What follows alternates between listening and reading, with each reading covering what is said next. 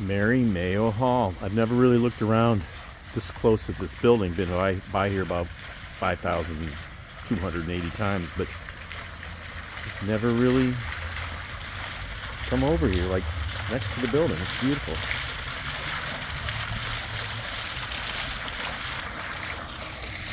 That's lovely.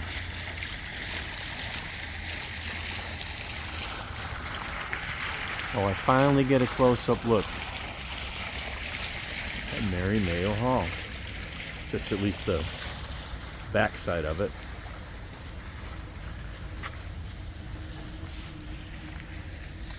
It really got overgrown in the last couple of years, so you really can't see much of the building from sidewalk.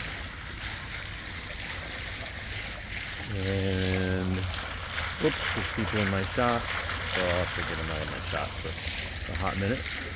But yeah, this is Mary Mayo.